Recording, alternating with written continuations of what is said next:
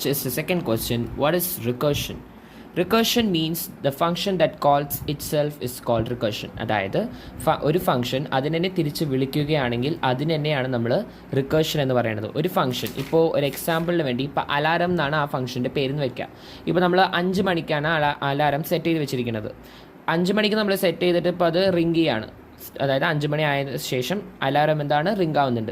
പിന്നെ നമ്മൾ സ്നൂസ് എന്ന് കൊടുത്തു കഴിഞ്ഞാൽ എന്താകും? ഇപ്പോൾ സ്നൂസ് ആണെങ്കിൽ ഇപ്പോൾ 2 മിനിറ്റ് കഴിഞ്ഞിട്ട് തിരിച്ച് അലാറം എന്താവണം അടിക്കണം. അപ്പോൾ 2 മിനിറ്റ് കഴിഞ്ഞിട്ട് തിരിച്ച് എന്താവുന്നുണ്ട്? ഈ അലാറം വീണ്ടും അതിനെ തന്നെ എന്ത് ചെയ്യുന്നുണ്ട്? കോൾ ചെയ്യുന്നുണ്ട്. പിന്നെ തിരിച്ച് നമ്മൾ സ്നൂസ് അടിച്ചു, മടി കൂടി, അപ്പോൾ തിരിച്ച് സ്നൂസ് അടിച്ചു, അപ്പോൾ തിരിച്ചെന്തായി? തിരിച്ച് അലാറം അതിനെ തന്നെ കോൾ ചെയ്തു, പിന്നെ എന്താണ്? റിംഗ് ആയിക്കൊണ്ടിരിക്കുകയാണ്.